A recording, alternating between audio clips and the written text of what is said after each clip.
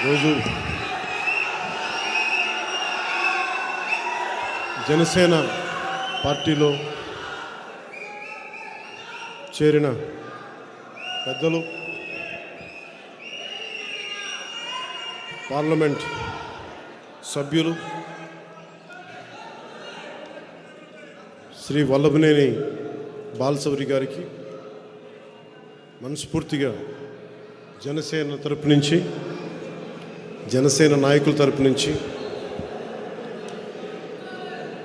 జన సైనికులు వీర మహిళల తరపు నుంచి మనస్ఫూర్తిగా మీకు ఆహ్వానం పలుకుతున్నాను. అలాగే వారి అబ్బాయి శ్రీ వల్లభనేని అనుదీప్ గారికి కూడా మనస్ఫూర్తిగా జనసేనలో చేరినందుకు మనస్ఫూర్తిగా వారికి అందరి తరపున ఆహ్వానం పలుకుతూ ఉన్నాను. బయట ముందుగా ఇక్కడ ఉన్నవారు కాకుండా బయట రోడ్డు మీదంతా వేలాదిగా వచ్చిన మన యువతకి, మన జన సైనికులకి, ఆడపడుచులకి, వీర మహిళలకి, బయట బాలశౌరి గారి కోసం మద్దతుకు వచ్చిన మీ అందరికీ ప్రత్యేకించి నా హృదయపూర్వక నమస్కారం.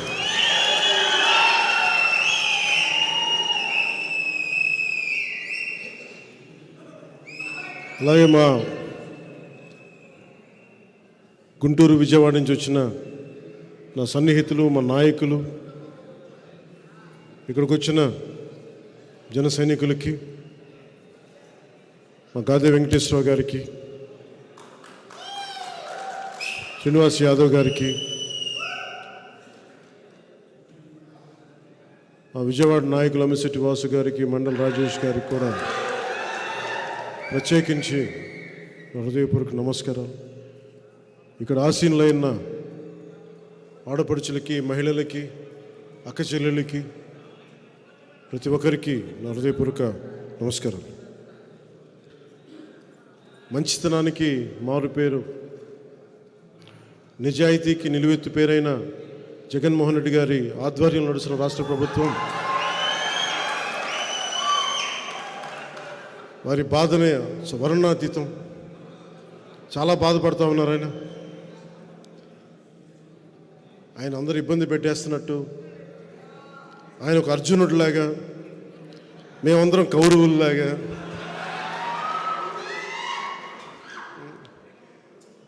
ప్రజలే గాంధీవు అని, ప్రజల ఆయుధాలని, ప్రజలే శ్రీకృష్ణుడు, ఇట్లా కూర్చోబెట్టి మాట్లాడుతున్నా చాలా ఆశ్చర్యంగా ఉంటుంది.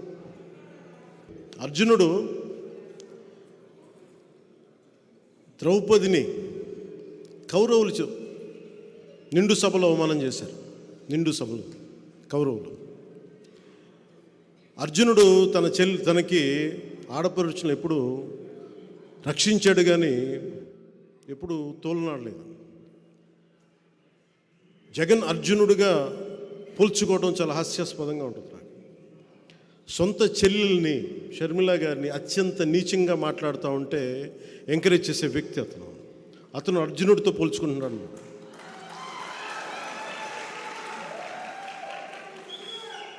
అసలు ఆలోచించుకోవాలి మాట్లాడబోయే ముందు. పాపం సొంత చెల్లెలు గౌరవం ఇవ్వని వ్యక్తి ఈ రాష్ట్ర ముఖ్యమంత్రి. సొంత చెల్లెలు, తోబుట్టు, సొంత చిన్నాయిన్ని నిర్దాక్షిణ్యంగా చంపేశారు. వాళ్ళని వెనకేసుకొచ్చే వ్యక్తి. వివేకానంద రెడ్డి గారి కూతురు సునీత గారు, నాకు రక్షణ లేదు, చంపేస్తానని ఫోన్లు వస్తున్నాయని ఆవిడ చెప్తా ఉంటే ఇలాంటి వ్యక్తి అర్జునుడితో పోల్చుకుంటా ఉన్నాడు. ఎవరు కౌరవులు, ఎవరు అర్జునులు, ఆ స్థాయికి నేను మహాభారతం మాట్లాడలేదు. ఇది కలియుగం. ఇది కలియుగం. మొదటి పాదం, రెండో పాదం నాకు తెలియదు, కానీ మనం ఎవరం కూడా శ్రీకృష్ణుడితోటి, అర్జునుడితోటి, కౌరవులతోటి పోల్చుకోవద్దు. మీరు జగన్, మీది వైసీపీ, మేము పవన్ కళ్యాణ్, మా జనసేన. ఎవరు మంచివాళ్ళు, ఎవరు నిలబడేవాళ్ళు, ఎవరు ప్రజలకు అండగా ఉండేవాళ్ళు, ఎవరు దోపిడీ చేసేవాళ్ళు ప్రజలకి బాగా తెలుసు. ప్రజలు నిర్ణయిస్తారు. స్వాగతం చెప్పుకోవాల్సిన అవసరం లేదు. నేను ఇన్ని రోజులు కూడా, ఏ రోజున కూడా ఆయన తగ్గించి ఎప్పుడు మాట్లాడు. సొంత చెల్లికి గౌరవం ఇవ్వనివాడు మన ఇంట్లో ఆడపడుచులకి, మన తల్లికి, మన ఇంట్లో ఆడపడుచులకి గౌరవం ఇస్తాడని నేను అనుకోను, ఆశించను కూడా. ఇందాక పెద్దలు బాలశౌరి గారు చెప్తూ ఇంత వ్యక్తిగతంగా దిగజారిపోయే తిట్లు ఇన్ని ప్రభుత్వాలు వచ్చినాయి. మాటకి మాట ఉంటుంది, విమర్శకు ప్రతి విమర్శ ఉంటుంది. ఇంత దిగజారి చేసిన రాజకీయం దాదాపు భారతదేశంలో ఎక్కడా లేదేమో. వైసీపీ ఉన్న చోటే దిగజారుతనం ఉంటుంది. ఇది మారి నన్ను ఎన్నిసార్లు తిట్టినా, వ్యక్తిగతంగా ఎన్ని రకాలుగా మాట్లాడినా, ఎందుకు బాధ్యతతో ఉంటానంటే వచ్చే తరానికి ఎంతో కొంత విలువలతో కూడిన రాజకీయం చూపించడానికి. నేను మాట్లాడితే పవర్ స్టార్ అంటే పవర్ లేని వాడికి పవర్ స్టార్ బిరుదు ఎందుకు అంటే అలాగే నేను సినిమాల్లోనే పవర్ స్టార్ అనే పదం వాడిన. ఎప్పుడు ఎందుకు వాడినంటే నాకు వ్యక్తిగతంగా నన్ను ప్రజల మనిషి అనుకోవటం ఇష్టం, కానీ నన్ను పవర్ స్టార్ అనే పదం నాకు ఎబ్బెట్టిగా ఉంటుంది. నాకు నిజంగా చెప్పాలంటే ఎందుకు ఎప్పుడు కూడా నేను నా నిర్దేశకత్వంలో ఉన్న సినిమాలు, నా కంట్రోల్లో ఉన్న సినిమాలకు ఎప్పుడు కూడా నేను పవన్ కళ్యాణ్ ఒక సింపుల్గా ఎనీ అదర్ హీరోలాగా, యాక్టర్లాగా పేరు ఉంటుంది తప్ప ఆ టైటిల్ కూడా పెట్టుకోవడం నాకు ఇష్టం ఉండదు. ఇది ఎందుకు చెప్తున్నానంటే నేను ప్రజల మనిషిగా ఉండటానికి ఇష్టపడతాను తప్ప ముందున్న బిరుదులకి నేను పెద్ద ఇష్టపడను. మీరు గుండెల్లో ఈ నేల కోసం, మన భారతదేశం కోసం ఈ వ్యక్తికి కష్టపడి పనిచేస్తాడని మీ గుండెల్లో అనుకుంటే చాలు. అదే పెద్ద నాకు బిరుదు. అదొక్క మాట చాలు నాకు. అందుకని నా విన్నపం కూడా ప్రజల కోసం పనిచేసే ఒక కూలీ అనుకోండి. నేను పవర్ స్టార్ కంటే కూడా ప్రజల కోసం పనిచేసే కూలీ అంటే నేను ఎక్కువ సంతోషిస్తాను. అలాగే నాకు భయాలు లేవు. నాకు భయాలు లేవు. నేను తప్పు చేస్తేనే భయపడతాను. నాకు ఆశలు లేవు, పదవుల మీద అత్యాశలు లేవు. ప్రజలకి నిలబడాలన్న ఒక ఆకాంక్ష తప్ప ఏ రోజు కూడా అడ్డగోలుగా పిచ్చి పిచ్చిగా మాట్లాడి అడ్డదారులతోకి అధికారం సంపాదించాలి అని నేను ఎప్పుడు అనుకోను. అలాంటి ప్రయాణంలో ఉండగా ఒక అనుభవజ్ఞుడు, విశిష్టమైన అనుభవంతో పార్లమెంటేరియన్గా ఉంటూ ఆయన ఈ రోజున జనసేన పార్టీలో జాయిన్ అవ్వడం నిజంగా బాలశౌరి గారు మనస్ఫూర్తిగా నాకు నా కృతజ్ఞతలు తెలియజేసుకుంటా ఉన్నాను.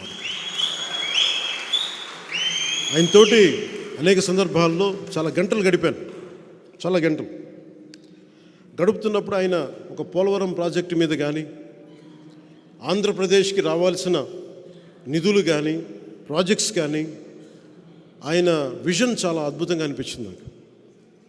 ఇలాంటి వ్యక్తి బలంగా ఇంకొకసారి జనసేన తరపు నుంచి పార్లమెంట్కి అడుగు పెట్టాలని నేను కూడా అందరిలాగా అనుకుంటా ఉన్నాను. వారికి మనందరం సంపూర్ణమైన మద్దతు ఇచ్చేలాగా అందరం ముందడుగేస్తాం. జగన్ గారు మాట్లాడితే సిద్ధం సిద్ధం సిద్ధం అని చెప్తా ఉన్నారు ఆయన. ఇది నేను మొన్న రెండు సందర్భాలు చెప్పి ముగిస్తాను. ఒకటి, సిద్ధం సిద్ధం అని చెప్పి ఊరంతా, రాష్ట్రం అంతా పోస్టర్లు. దేనికి సిద్ధం? సిపిఎస్ దేనికి? ఇందాక బాలశౌరి గారు మాట్లాడుతూ ఉంటే నేను అబద్ధమే చెప్పనన్నారు ఆయన. చెప్పేదే అబద్ధాలైనా అంటే నేను రాగానే సిపిఎస్ రద్దు చేస్తానని చెప్పాడు. అలాగే టీచర్ల పోస్టుల దగ్గర నుంచి డిఎస్సి అన్ని నోటిఫికేషన్స్ ఇస్తానని చెప్పారు, అది చేయలే. అలాగే మద్యపానాన్ని నిషేధిస్తామని చెప్పారు ఆయన. అవన్నీ మర్చిపోయాను కన్వీనియంట్గా. ఇంట్లో ఇలా చెప్పుకుంటూ వెళ్తే అంతు లేదు అబద్ధాల లిస్టుకి. జగన్ గారు మీరు బాధపడకండి, మేము వస్తున్నాం, ఎన్నికల రంగంలోకి అడుగు పెడుతున్నాం. మేము మౌనంగా ఉన్నామని చెప్పి ఏం ఆలోచించట్లేదు అనుకోకండి. వస్తాం, ఎన్నికల రంగంలోకి వస్తున్నాం. ప్రతిరోజు సభ పెడతాం, మిమ్మల్ని ఎండగడతాం. మాటకి మాట కాదు, పాకిస్తాం మాటలతోటి. మాటలు కత్తుల్లా వస్తాయి, మీకు ఇబ్బంది పెడతాయి. భయపడకండి. మీరు లక్షల మందితో సభలు పెట్టుకోండి.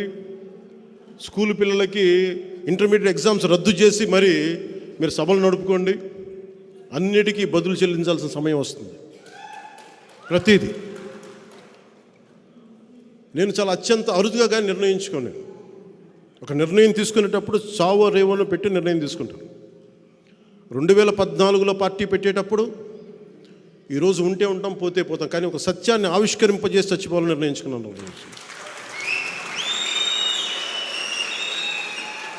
అలాగే పార్టీ పెట్టాను, అలాగే పార్టీని నడుపుతున్నాను. పార్టీకి నిధులు కాదు కావాల్సింది, పార్టీకి కావాల్సింది మనందరినీ కలిపే ఒక భావం. మనందరం పూసలం, మనందరం ఆ భావంతో కట్టబడ్డ పూసలం మనందరం. భావం పోయినప్పుడు పూసలు ఎగిరిపోతాయి. ఎంత బలమైన దండ అవ్వాలంటే జనసేన అది తెంపలేనిది అవ్వాలి. సో భావమే మన కట్టుబడి, అందుకనే మనకి 7 సూత్రాల దారంతో మనందరం కట్టుబడి ఉన్నాం ఈ రోజున. అదే 7 సూత్రాల ఈ దండకి ఇంకొక మణిహారమైన బాలశౌరి గారు వచ్చారు. ఇంకో మాణిక్యం. మేమందరం కలిసి ఈ రాష్ట్ర ప్రయోజనాల కోసం పనిచేస్తాం, రాష్ట్ర భవిష్యత్తు కోసం పనిచేస్తాం. నేను ఎప్పుడు కూడా వచ్చే ఎన్నికల గురించి ఎప్పుడు వచ్చే తరాల కోసం ఆలోచిస్తాను.